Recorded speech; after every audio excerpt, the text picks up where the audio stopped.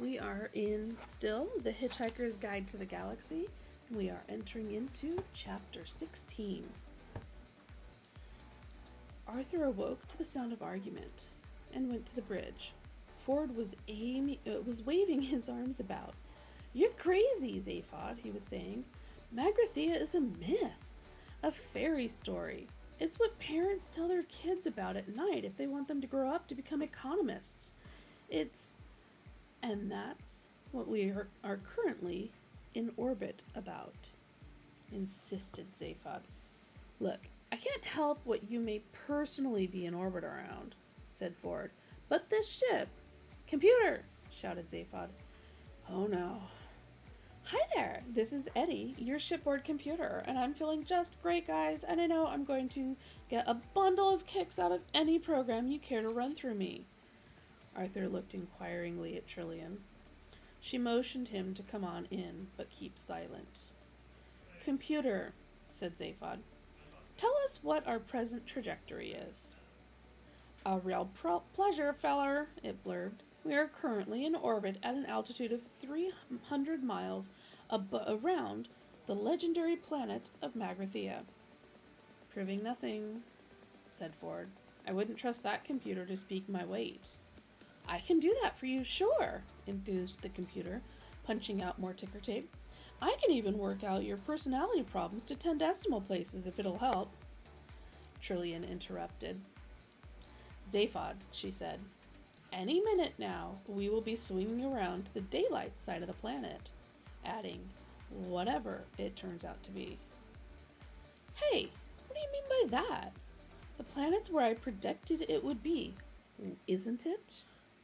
"Yes, I know there's a planet there. I'm not arguing with anyone. It's just that I wouldn't know Magrathea from any other lump of cold rock. Dawn's coming up if you want it." Okay, muttered Zaphod. "Let's at least give our eyes a good time." "Computer!" "Hi there, what can I—" "Just shut up and give us a view of this planet again." A dark, featureless mass once more filled the screens, the planet rolling away beneath them. They watched for a moment in silence, but Zaphod was fidgety with excitement. "We are now traversing to the night side," he said. In a hushed voice, the planet rolled on. "The surface of the planet is now 300 miles beneath us," he continued. He was trying to restore a sense of occasion to what he felt should have been a great moment. "Magrathea!" He was piqued by Ford's skeptical reaction. "Magrathea!" "In a few seconds," he continued, "we should see. There." The moment carried itself. Even the most seasoned star tramp couldn't help but shiver at the spectacular drama of a sunrise seen from space. But a binary sunrise is one of the marvels of the galaxy.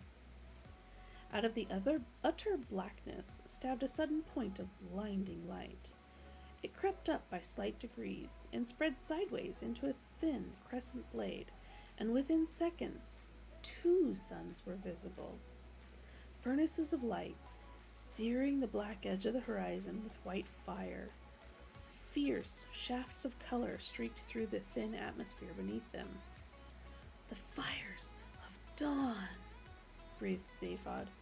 "The twin suns of Solianus and Ram." "Or whatever," said Ford quietly. "Solianus and Ram," insisted Zaphod. The sun blazed into the pitch of space, and a low, ghostly music floated through the bridge. Marvin was humming, ironically, because he hated humans so much. As Ford gazed through the spectacle of light before them, excitement burned inside him, but only the excitement of seeing a strange new planet. It was enough for him to see it as it was. It faintly irritated him that Zaphod had to impose some ludicrous fantasy onto the scene to make it work for him. All this Magrathea nonsense seemed juvenile. It isn't enough to see what a garden is beautiful. without having to believe that there are fairies at the bottom of it, too. All this Magrathea business seemed totally incomprehensible to Arthur. He edged up to Trillian and asked her what was going on. "I only know what Zaphod's told me," she whispered. "Apparently, Magrathea is some kind of legend from way back, which no one seriously believes in. But like Atlantis on Earth, except that the legend says the Magratheans used to manufacture planets." Arthur blinked at the screens and felt he was missing something important. Suddenly, he realized what it was. "Is there any tea on this spaceship?" he asked. More of the planet was unfolding beneath them as the heart of gold streaked along its orbital path. The suns now stood high in the black sky. The pyrotechnics of dawn were over, and the surface of the planet appeared bleak and forbidding in the common light of day. Gray, dusty, and only dimly contoured. It looked dead and cold as a crypt. From time to time, promising features would appear on the distant horizon. Ravines, maybe mountains, even cities. But as they approached, the lines would soften and blur into anonymity, and nothing would transpire. The planet's surface was blurred by time, by the slow movement of the thin, stagnant air that had crept across it for century upon century. Clearly, it was very old. A moment of doubt came to Ford as he watched the gray landscape move beneath them. The immensity of time worried him. He could feel it as a presence. He cleared his throat. "Well, even supposing it is, said Zaphod. "Which it isn't," continued Ford. "What do you want to do with it anyway? There's nothing here." "Not on the surface," said Zaphod.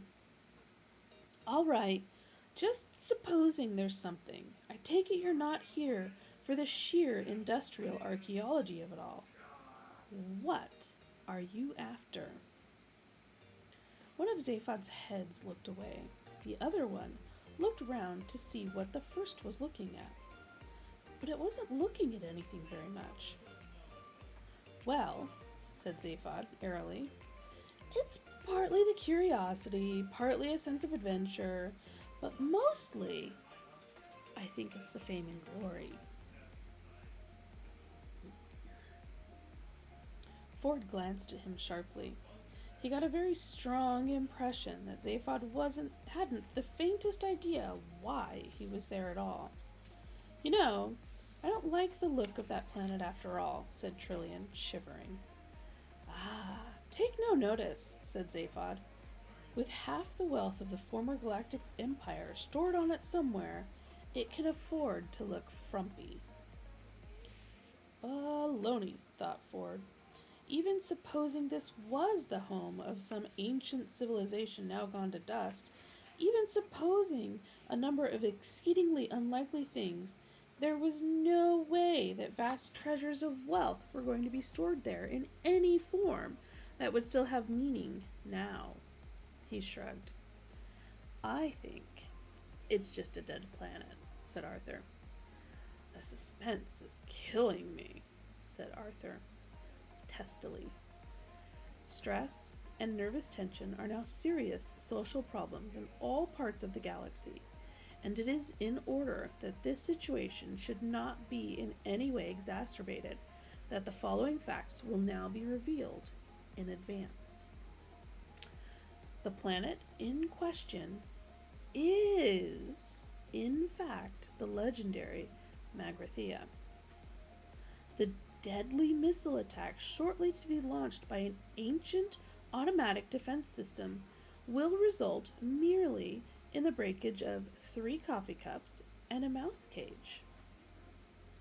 The bruising of somebody's upper arm and the untimely creation and sudden demise of a bowl of petunias and an innocent sperm whale.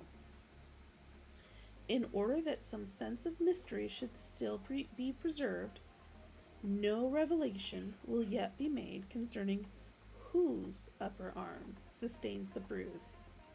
This fact may safely be made the subject of suspense, since it is of no significance whatsoever. And that, my darlings, is the end of chapter 16.